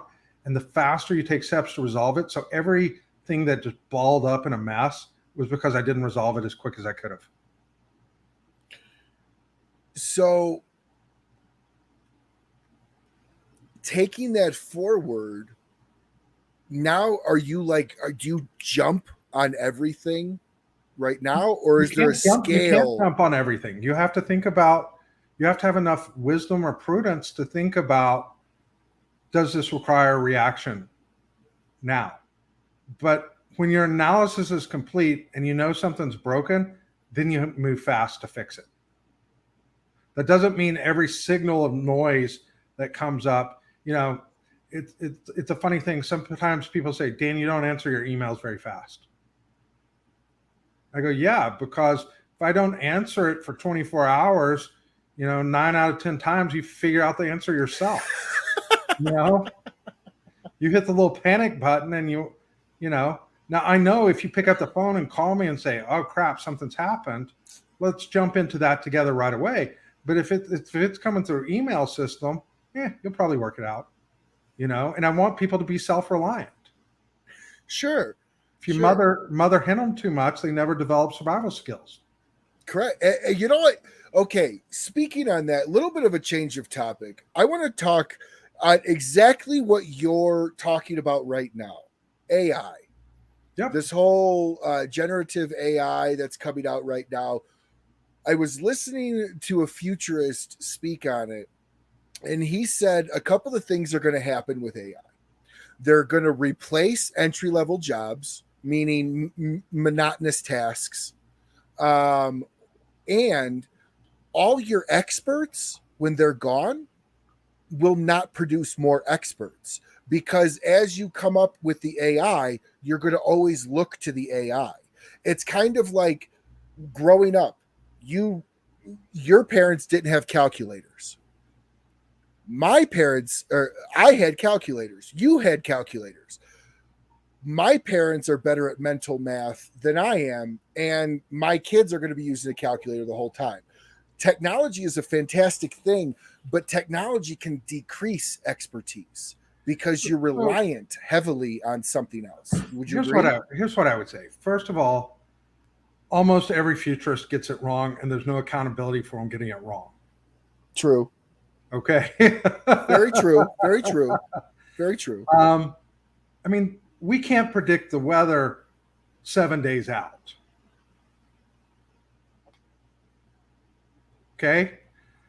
We live in a very complex world. When it comes to AI, there's going to be winners and losers. When sometimes I talk at the university, I say, you guys are so lucky. You're coming at a time where you're going to have tools that let you scale exponentially. But if you don't know your domain of knowledge and multiple domains of knowledge, those tools are worthless. You're just a fool. So I wouldn't even pretend to guess what some of that future is going to look like, except for the fact that people who own their craft, who may, I think becoming multiple domain experts over a lifetime is very, very important for people who are pursuing that level of ambition. That's not right for everybody. But the ability to have, the AI is going to exponentially equip you to do things. I do think, and part of the reason I left the software industry is I think it's going to put a real blow to the white collar work world, kind of like outsourcing to China did to manufacturing. I agree. And, all that means is you need to learn the tools and the domain expertise, to become a significant player. But the other thing that it's done is it's made it a much more democratic process. People can bootstrap themselves now into businesses and expertise that they never had available before. Correct. So, but I do know that humanity doesn't change. Humanity never changes.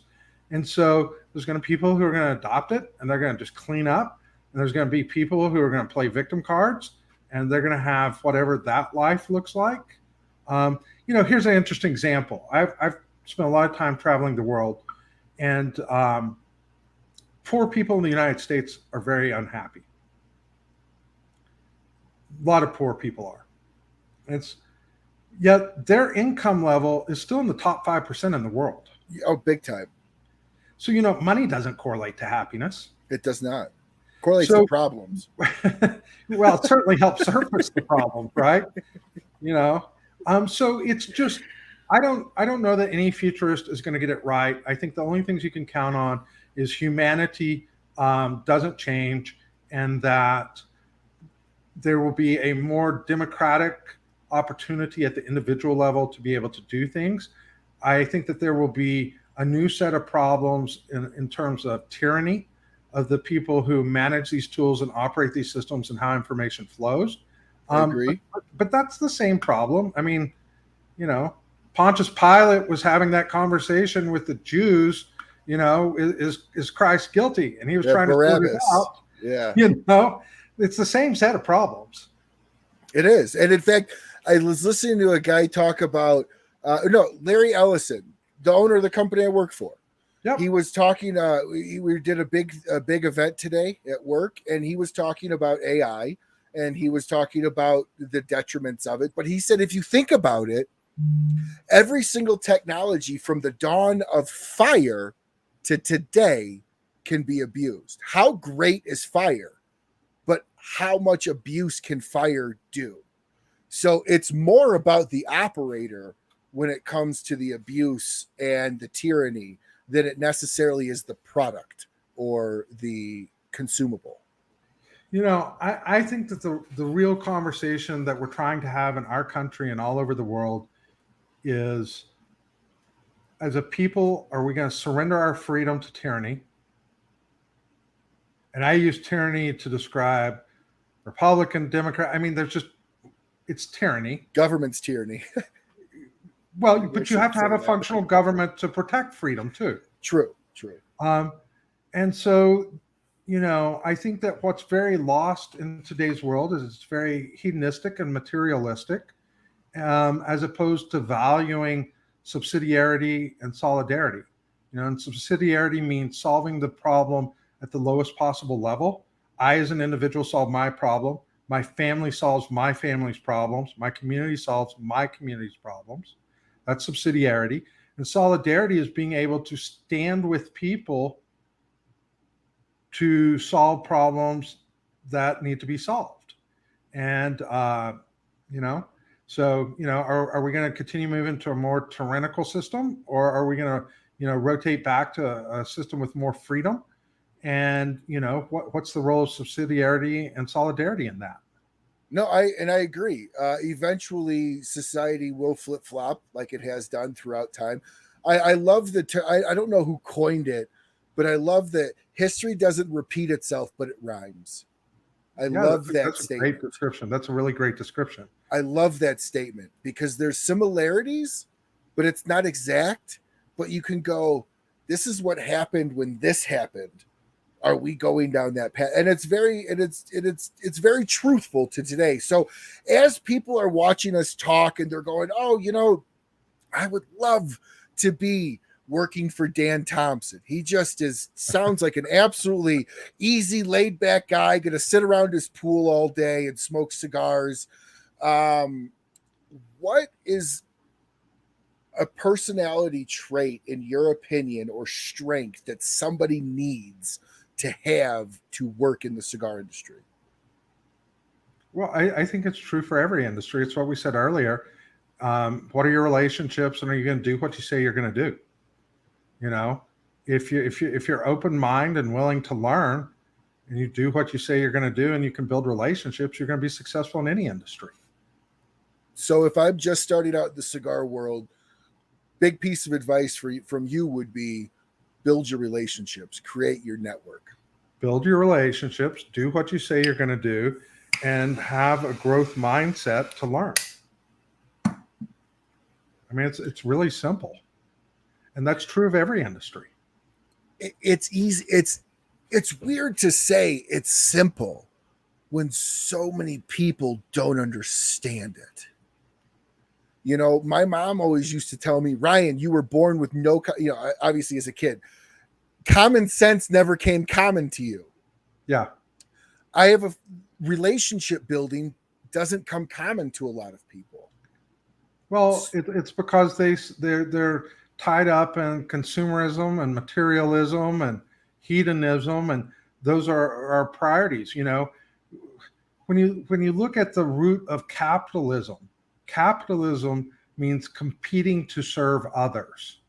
And don't you want to live in a world where people compete to serve you? And the cigar industry is a fantastic example of capitalism, you know, and that's really part of the attraction to me. You know, our ability to find a space for Micallef Black, for the newly ended Toro and Robusto, you know, that's us competing to serve for people. Yeah. And, you know, if you do what you say you're going to do, you build the relationships and you have a growth mindset, you're going to go a long ways. Absolutely. And, you know, one of my favorite economists, Milton Friedman, who I'm sure you're familiar with, he always breaks capitalism down to the simplistic of terms, which is the trading of one's labor for another one's labor. That is all capitalism is. I worked for this money. I'm trading my labor, my money, for your product, your labor. And that is the capitalism at its core. And if you don't have what people want, nobody will trade with you. Nobody will give you their labor. Would you agree with I'm going to give you a funny tip on Dan Thompson. I'm a very slow thinker. So, you know, when you say that about Milton Friedman, about trading one's labor for another's labor, I need to think through exactly what that means. To me, it hits that it's a little wrong. And that's because I'm thinking about monetary and financial and technological leverage. And that I think in the old days when we had a main street and there was a butcher and a shoemaker and everything, that was a very accurate description of capitalism. I would agree with that. And that's why I chose the definition of capitalism, which I have provided, which was I'm competing to serve you. Yeah. That involves my price point. That involves me managing my cost. You know, and if there's 100 brands that are competing for you to choose to spend your hard-earned money, that's where it relates to what you're saying. So I don't discount it, but I'd like to think it through. And, you know, Milton Friedman, Thomas Sowell, those are amazing individuals who've profoundly impacted me.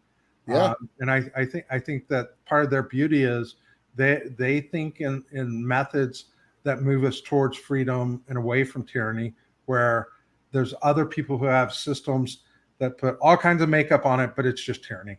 You know, no, they absolutely, call it whatever they want. Absolutely. And as somebody that has studied Milton Friedman, I think he would turn around and say to you, I would love to have that discussion with you. Yeah, and that's why I would never line up against it. And I think that you just want to make sure that you have your definitions and distinctions and divisions correct. Yeah. To make sure that we're not talking around the subject. But you modernized a definition of capitalism to include a lot of what you just said wasn't there when he was speaking. Right. And part of the genius of Milton Friedman, though, was breaking it into a simple example. You know, he talked about, you know, what is the cost, or not the cost? The pencil. He talked about the pencil, you know, and how can a uncentralized governance process create a pencil? Because, you know, you drill into the aluminum and the graphite and the rubber and everything. And, you know, by the time you drill down, like in a Six Sigma example, and go through 6. How does this work? It's insane. No, it is. That's the beauty of our system when it's working. No, but absolutely. That's where I'm not a crazy pro big government guy by any means, but then that's where you also have to have a government that enforces a system that works. No, and I would absolutely agree. But it's pretty limited. No, it is. So what piece of advice, and you've given me advice on starting my own company, but what piece of advice would you give an entrepreneur starting a company today?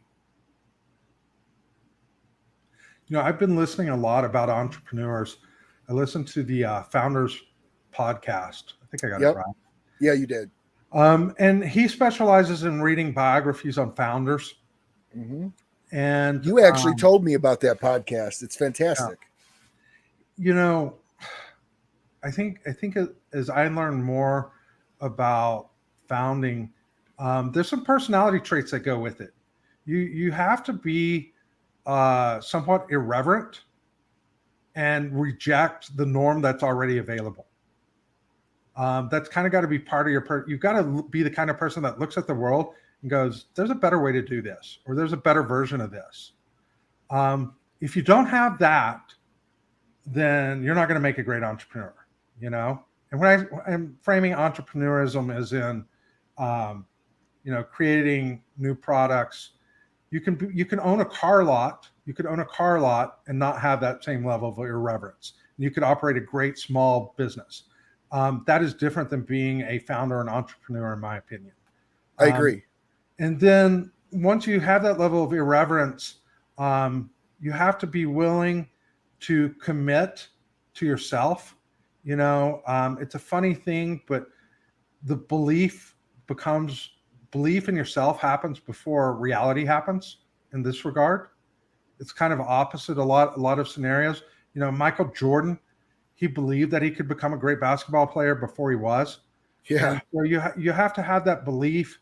And, there's a lot of interesting things that come out from that. People are like, Dan, how can you work on spreadsheets and analysis so long and so hard and over the weekend and holidays? And it's funny, for me, it's part of my creative outlet. I like to paint. I like to do different creative tasks, but they're big puzzles, and I enjoy playing with them. And if you have that sense about the effort or initiative that you want to launch and drive, I think that you're starting to get the right stuff in your guts to be able to do it. And then you also have to look at what your priorities are in life. Larry Ellison is a fabulous entrepreneur and a total failure as a husband and family man. Yeah. And he knows it. He's talked about it. He has his regrets. Mm-hmm. A lot of entrepreneurs, depending on where you scale, it can cost your family. And so you need to figure out if family is a priority for you, then how do you do both? And it's a tough road. And that's pretty much what you told me. Don't lose sight of your family in your own endeavors. I've made multiple decisions in my life where I placed family above career. As a matter of fact, I've done it every time. And that's a hard thing for some people to do, especially when they taste the success. I won't quantify the financial loss that comes with that. It's millions and millions. But I would never do it any other way. Correct. Because my family is priceless to me. As dysfunctional as we can be, that's the thing that had the higher order of priority. And so when you find a place where you can have harmony in your economic and your mission that you're driving together with family, that's very special. And I think at Micallef Cigars, that's one of the things that we're doing, and it's reflected in our community. No, I would agree with that. You had mentioned earlier around something that surprised you getting in this industry was the egos. Yes. In your opinion, how can somebody take a negative trait that they have and turn it into a positive trait they can grow on? Well, so like let's go down a different path with some of the big egos in the industry. Much of our industry, traditionally, I think there's going to be a new generation of cigar makers that are somewhat different. They fled Cuba with nothing. Everything their family owned for generations was stolen, and they fled Cuba. And those men and women, they have a hard time trusting.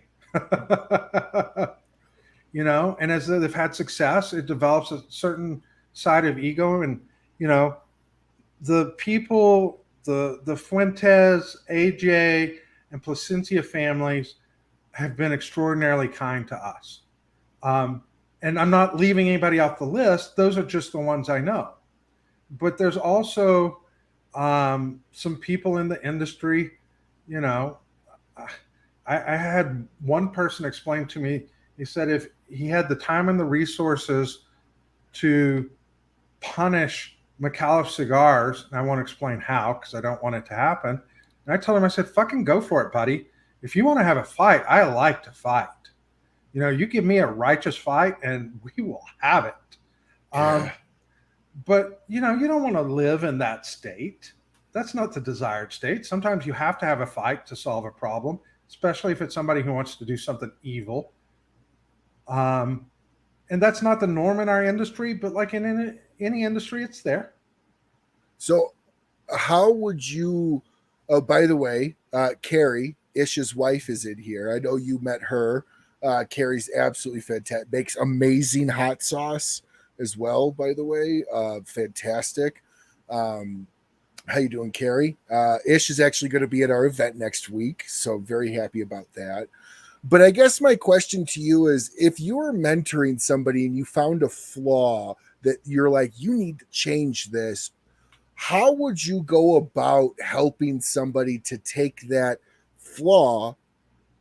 Like for me, mine was I had a hard time concentrating on one task. So what I found is I had to give my brain a lot to do to be able to focus on one thing, which sounds weird, but that's just the way my mind works. And I actually had somebody work through that. It's a simple piece of advice. It's very simple. That's the funny thing. These problems are very simple. People can choose to enjoy their emotional immaturity, or they can do the hard work to get the outcome they want. And that often means understanding when something's thrown your way that you have to have the ability to separate the trigger from the response and put in the middle of it a piece of analysis and have the self-control to do it. Say, how am I going to choose to respond to this? And so if it's like you saying that you have a hard time focusing, I would have told you, Ryan, stop being stupid. You either want this outcome or you don't. If the outcome's the thing that you want more, you're going to figure out how to focus. Stop playing games like a kid. It sounds harsh, but the approach is always the same. It's the ability to assess the issue or environment or conflict, do analysis, get help from others if you need it, and then choose the path that produces the outcome you want. So what you guys just witnessed is why I consider Dan a mentor, because he's literally talks to me like that and then turns around and goes, I love you, right? Like absolutely. It's the calm, the storm, and then the calm. And that's why that's why I truly cherish our friendship. And I've opened up to you about a lot of personal things, more than I have with others, because I know you're always coming from a place of building. You're never coming from a place of destruction. And that's something I love. Ryan, if you love people, that means you wish the very best for their success. Now, they may have a screwed up definition of success that you have to deal with. But when you love them, that's how you engage with them. And you give into that. Absolutely. Absolutely. So in closing here, just some fun questions here. If you can go back to an 18-year-old Dan Thompson and give them Back to the Future style, okay, one piece of advice, what would it be? If I went back to my 18-year-old self and gave myself a piece of advice. Things I didn't like doing, just get out of them faster. Why is that an important thing for people to realize? You know, the way it's normally described is fail fast. Yeah. You know, I'll give you an example. You know, when I was in college, there was time I was with the fraternity. I didn't really like mixers. I still don't like mixers. Don't do them. You know, move on to the next thing. Fair enough. If you could live anywhere in the world, where would it be? Well, I live the place that I want to in the world, here in Fort Worth, Texas. Perfect. And I looked at the whole world. I had all those opportunities to literally move anywhere I wanted, and this is home. If you could have coffee or a cigar with any historical, we'll change it. If you could have a cigar with any historical figure, who would it be, and what cigar would you bring them? Great question. I'm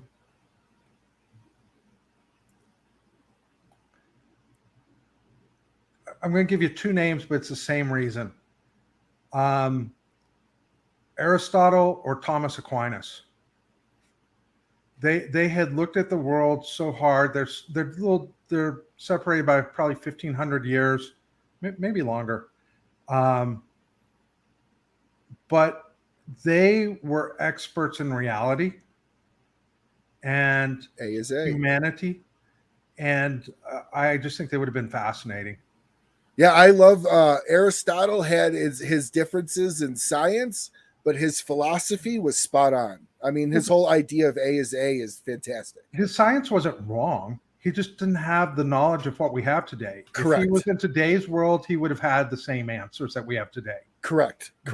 Because his presuppositions and underlying framework are correct. No, I would absolutely agree with you. What was one of your most favorite trips you've ever taken in your life?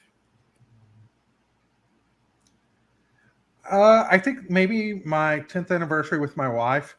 We went to the Turks and Caicos, little islands down the Caribbean.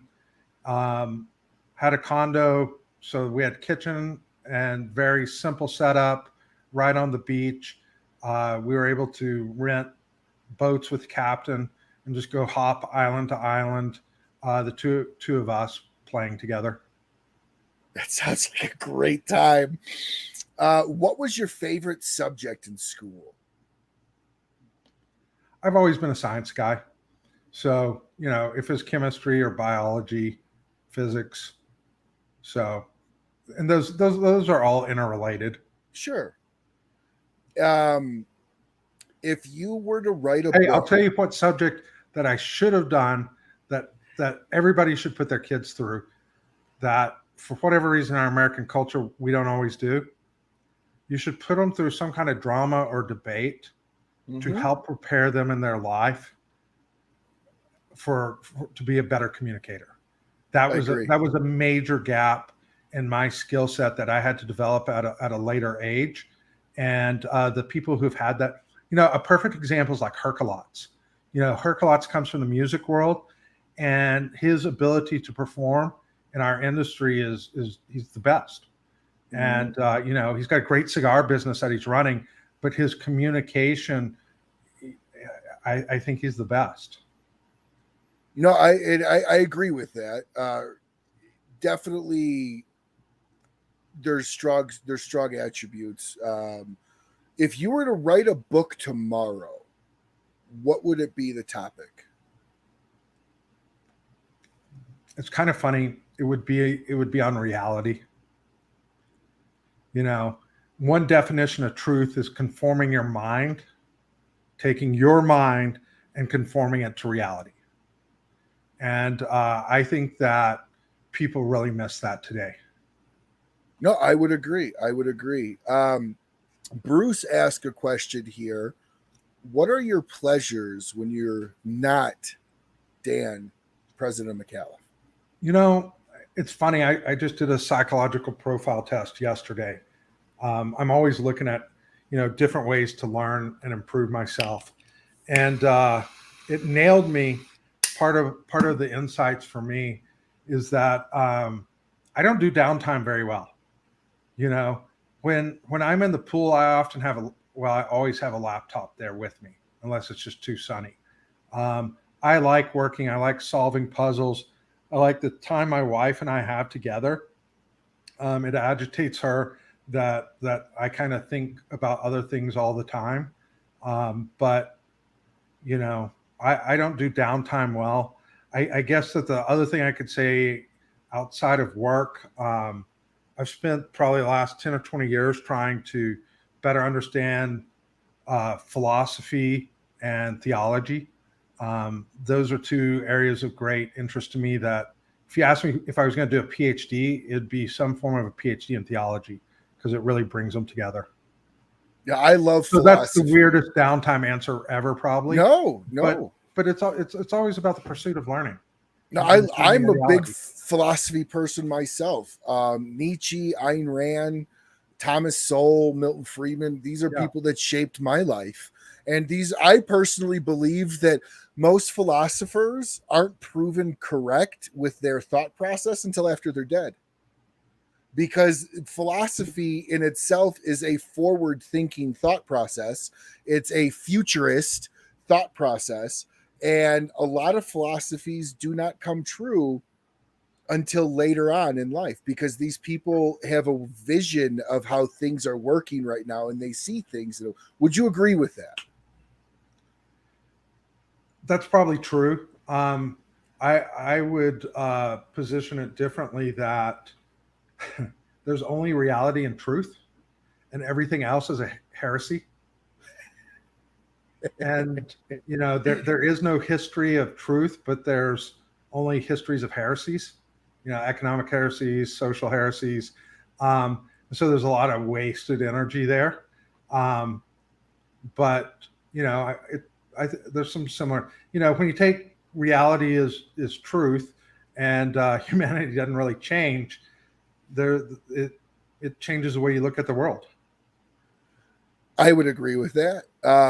What are 3 books that you would recommend either every business professional to read or every just person to read? Great question. People have different styles of learning. So some people need classic books like Shakespeare. That doesn't work really well for me. Neither. But there's a cut of people that going back to those classics, Tversky, Shakespeare, those great books, that's a canon that people should be looking at. I think if I were I don't know that I can land on 3 books, but I'd have 3 suggestions. Yeah. I would certainly have something of the logic and science on one piece. I would have a second piece on, art and beauty, and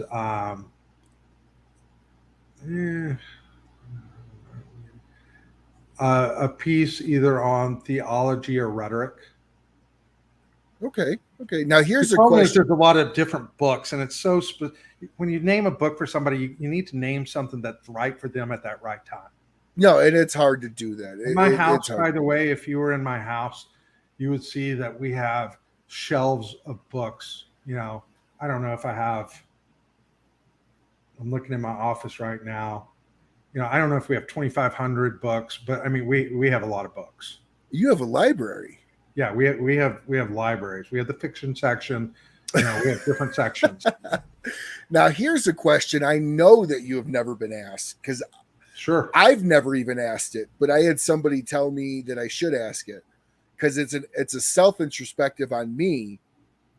What's one question you wish I asked tonight, and how would you have answered it? What's one question you wish? Say it one more time.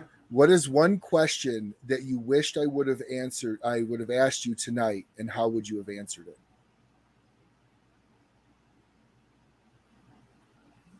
I don't know how to take that question. I just said I'd figured I'd ask it and see what you said. I think that sometimes, and the older you get, probably the more thought you have behind it is asking people, what's their mission and how are they operationalizing it? And we all have different missions that we feel are important. I think that I would take my mission as love the neighbor as a self, right? And the way that gets operationalized for me is in my business ability to create jobs for people. And at different times I've created different scales of jobs, but I think the dignity of work is very important. I believe that that's what allows a household to function. And, if I take just a simple principle, that golden rule of do to your neighbor as you do to yourself, that's probably one of the most powerful things that I can do. So say the question one more time. What is your mission? And how do you operationalize it? And I love that question. I'm stealing that. I'll give you credit for it. But there may be better ways to say it, but we all do things, but they tend to accrue to something. And by the way, you increase your own freedom when you realize that you can pivot and accomplish the same mission in different ways. After the economic crash in 2007, 2008, I had dreams about creating jobs for people, and the pressure that I felt was immense, and I created 10,000 jobs. That's 10,000 direct families. I'm in the second half of my life. I'm no longer interested in doing it on a global scale. I'm much more interested in doing it on a local scale. And that is a fantastic way to look at it as well, because the way you run your business directly affects. When you're a business owner, you don't just run your business, you run other people's lives and livelihoods. You're the very last person to benefit from it. No, it's very true. I know so many business owners that have said to me, I never took a paycheck, but I paid my employees for the first 3 years of my business. And that is a fantastic trait to have. So last question for you for tonight. Where can people find you? How do they become part of the ability to have these just delightfully gorgeous ambassador coins? How do they get them? And how do they find Micallef socially online? So MicallefCigars.com, you can register to be an ambassador. We provide you at MicallefCigar.com, you apply. We need your contact information so that we can send the certificate to you and your coin, and then we bring you into our Facebook community. It's an incredible environment. It's people who love cigars, but there's a family aspect, a kind of entrepreneurial aspect that goes with it. I think it's community like no other. I think that Abe and the Smoky and Socialites have a lot of similarities, and we now have, Abe and I are very proud to say that we have a lot of members in both. And I think it's pretty special that he probably has the single best community online for cigars, and we work together to bring our communities together. So no, that's awesome. So you guys can find them on Micallef Ambassadors on Facebook, Micallef Cigars website as well. Sign up for their ambassador group. You can get their tasting book. Is that still available? Yeah, we provide all those things. This year we're having the Fave 5 contest, where last couple of years, we had a passport where you smoked 15 different blends and could submit it. This year, it's just 5 blends. Once you submit it, if you're drawn, you get a gift certificate to the brick and mortar of your choice, where you get $50 for yourself and $10 for a friend to just enjoy cigars. Man, I tell you, you guys are just really taking care of your clientele, your consumer base exceptionally well. Thank you so much, Dan, for being who you are. Welcome. Thank you so much. And as always, thank you so much for supporting me, for supporting me for very early on, and being a close friend.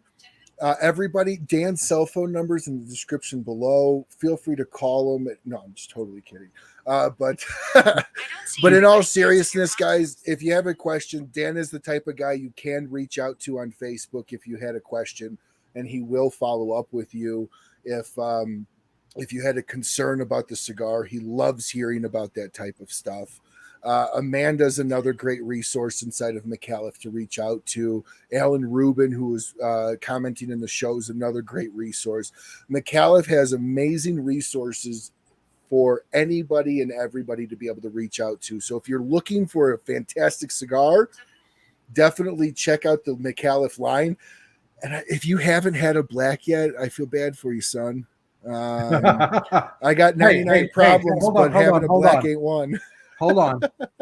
I believe that women are going to also find the Micallef Black. My wife loves it. It will be their introduction to full-bodied cigars, and they're going to love it. Oh, my wife loves the black. Loves the black. Absolutely. So I didn't get to put a black cigar, Micallef Black, in Carrie Rodriguez's hands. So I'll follow up with you on how to get her information too. And then we got Bruce, who won the contest tonight. Absolutely. So I'll shoot you Carrie's information. I'll shoot you Ish's information over, and you'll be able to get that. So Dan, as always, my friend, my brother, thank you so much for coming on. This has been an absolutely fantastic show. I hope you had a great time. Everybody check out the new Micallef Black. It will change and blow your mind as to truly what a cost-effective cigar can be and how immaculate it can be. And it just goes to show you, it doesn't have to be a $20 cigar to be a celebration cigar.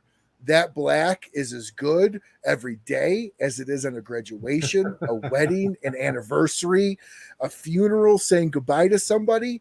It is absolutely an everyday and every situation cigar, priced absolutely perfectly. Thank you so much, Dan, for giving that to us, and really appreciate you and wish you all the best and success. Thank you all very much, and until we see you all again, smoke what you like, smoke as often as you can, and have a great rest of your week. Bye, everyone.